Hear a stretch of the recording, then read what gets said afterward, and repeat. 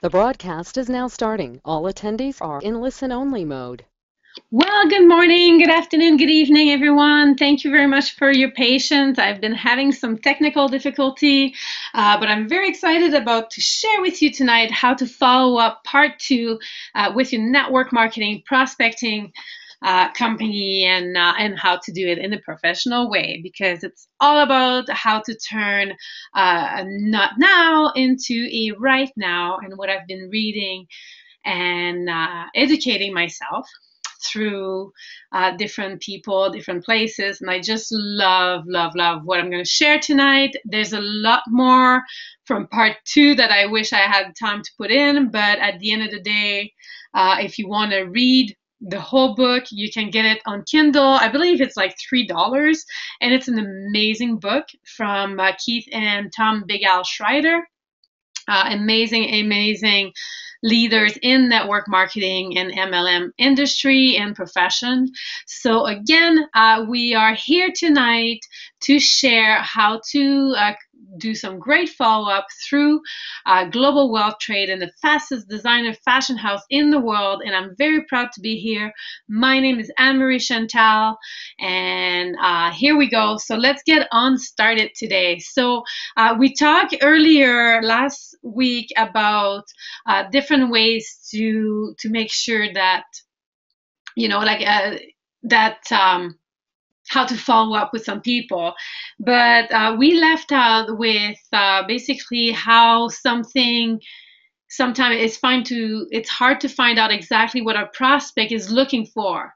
One other thing I remember sharing earlier was a part that I'm actually not sure if I can. Oh, yeah. So a part in my slides are. My computer is kind of slow. So yeah, where I was going is last week on Monday, I was sharing with you making sure we repeat and ways of following up. But really at the end is people, what they want to know is where you're going, how you're going to get there, and if you have the skills to teach them how to get there as well. So this is all key to doing some great follow-up. So let me see if I can.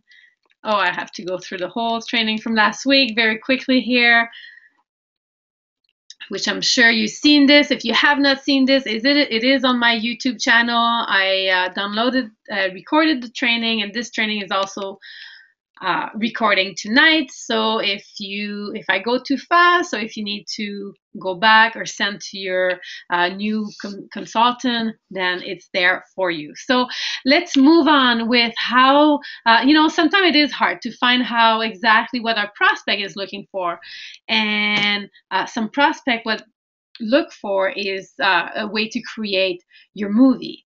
So that would be, a way to guarantee that they will be successful, or products or service that they believe has great value, a way to avoid talking to their friends. I mean, that's some fear that some people have. So when you know that, you can actually move forward.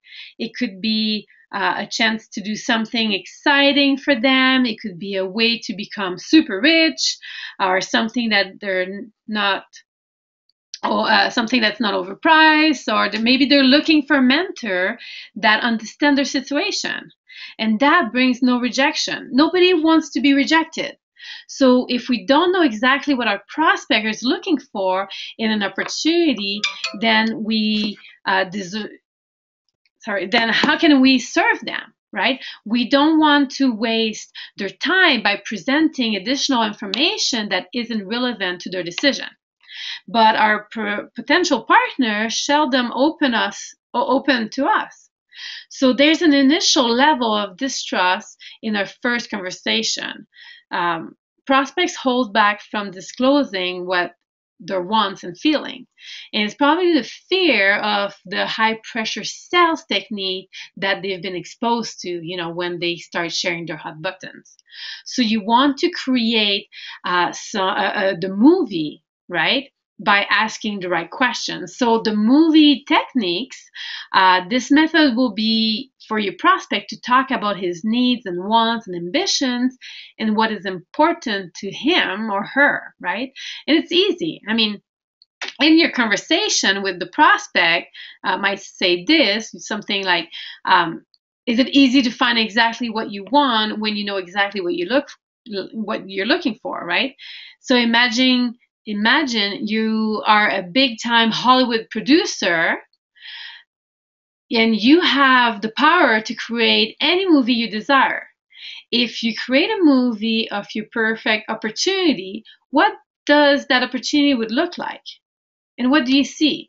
So that's a great question to ask your prospects so you sit back, you let them describe that perfect opportunity, and you make that mental note of a few key points of their story, right? So what does it cost to join, or what did the prospect have to do, the step that the prospect have to take, did they have any budget, bonus checks, activities, fun, anything like that.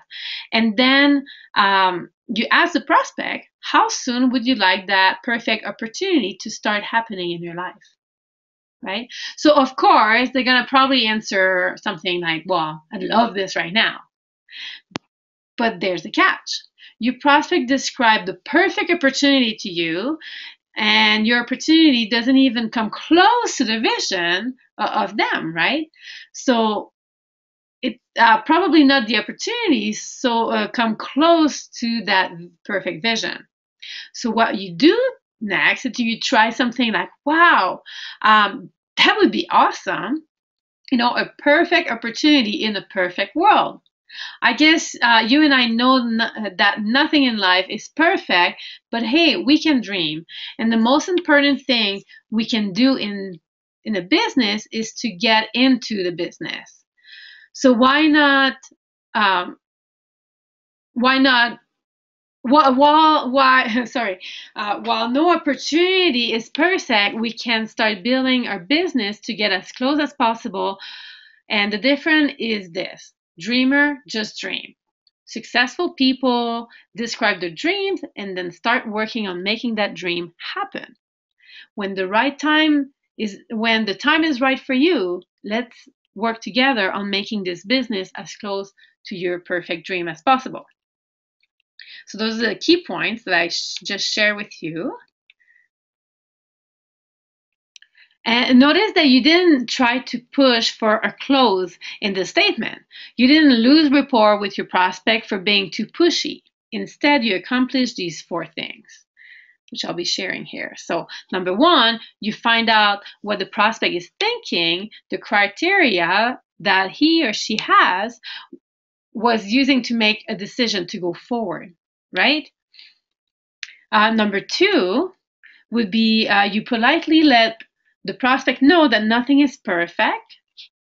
Not all the planet have to be in a line before someone can take that first step forward, right? And then number 3 is you mentioned that you and the prospect will be working together to make the prospect dreams come closer to their reality. And that's really key, right? Working together. And number 4, you allow the prospect some breathing room by saying when the time is right. And you allow the prospect to feel in control of when he wants to get started. Of course, the obvious time to get started is right now, but you didn't have to say that. I hope this makes sense, because really at the end of the day, communication is key. Your chance of success improve when your prospects open up and tell you what he is really thinking. This technique makes it easy for your prospect to talk, and way more comfortable for us as well, the luxury consultant, to see where they're at, what they want, and where we can work with them.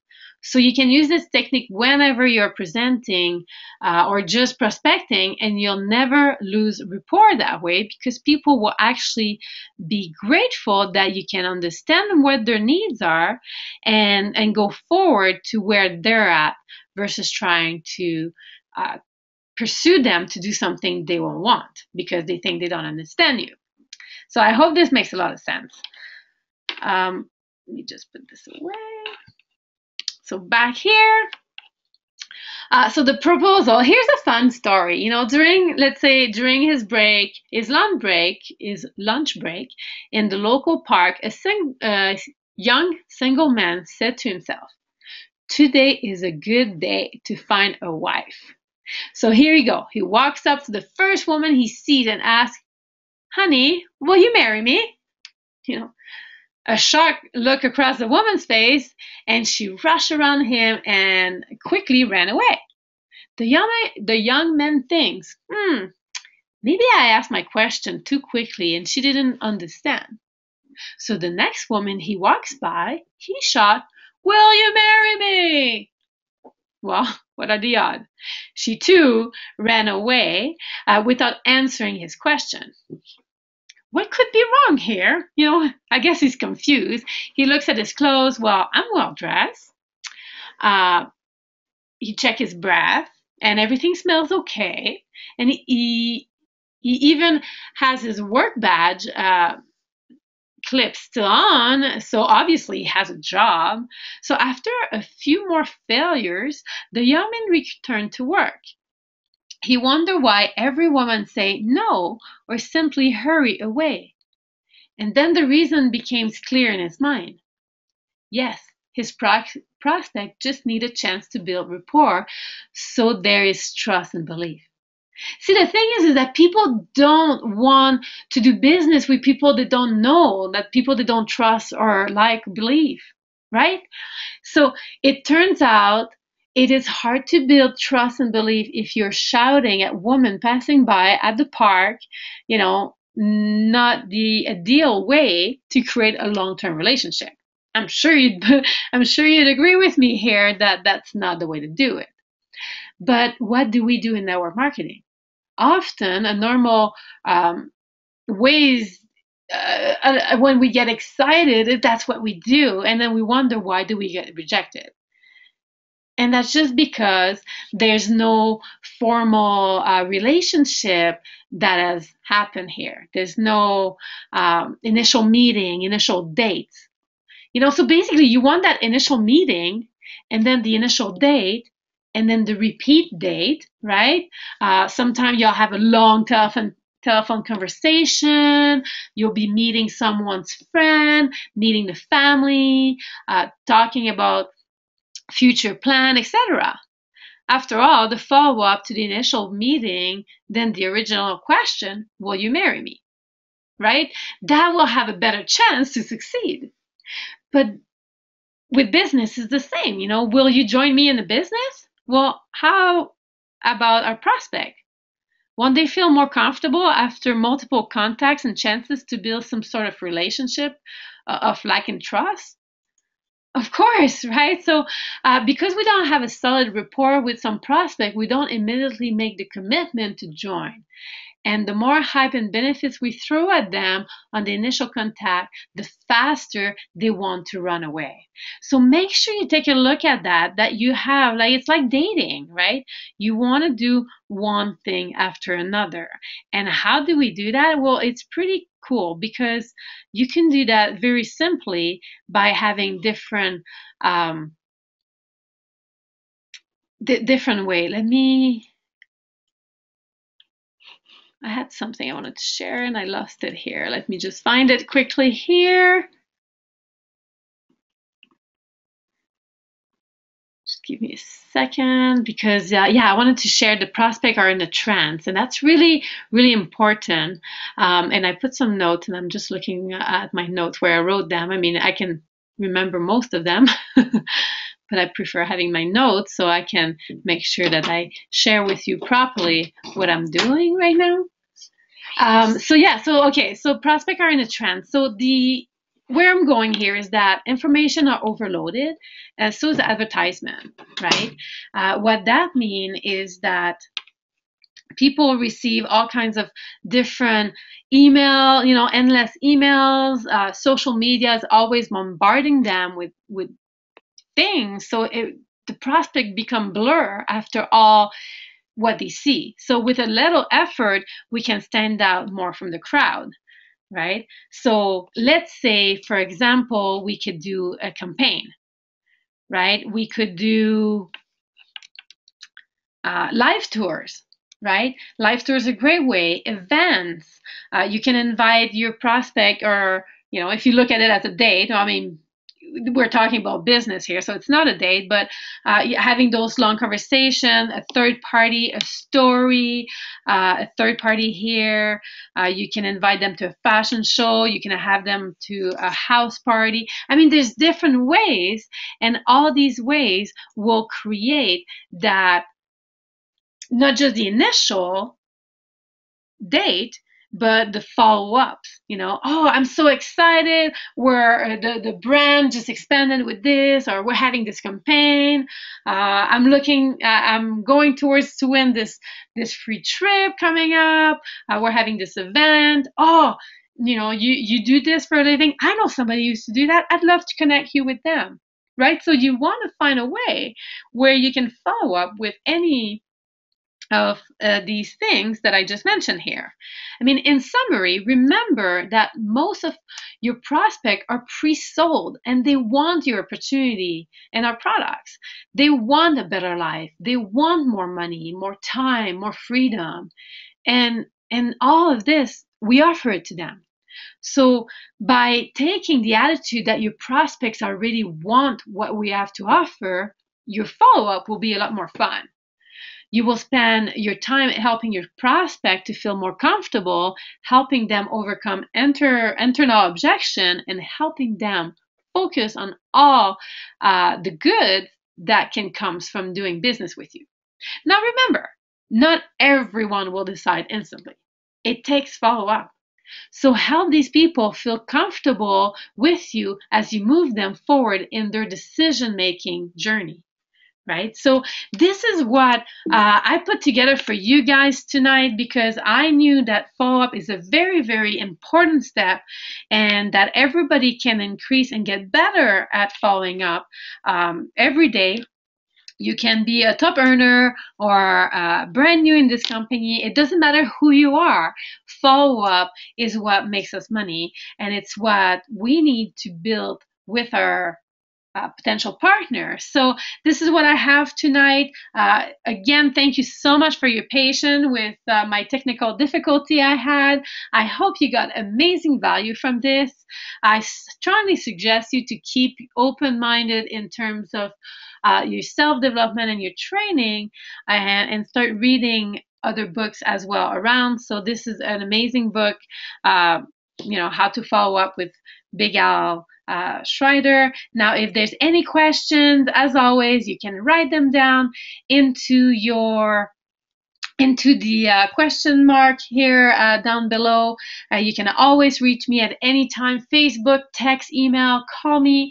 I am here for you. We all work together as a family. I'm very excited because I know we're going places, and this is what I have. So again, let's get to the billion. Let's get you all to ambassador if you're not already, so we can meet at the free cruise coming in January. We have until December to get there, and let's keep on going. So to the billion, and have a good morning, afternoon, or evening, wherever you are in the world. My name is Anne-Marie Chantal, and we'll talk to you later.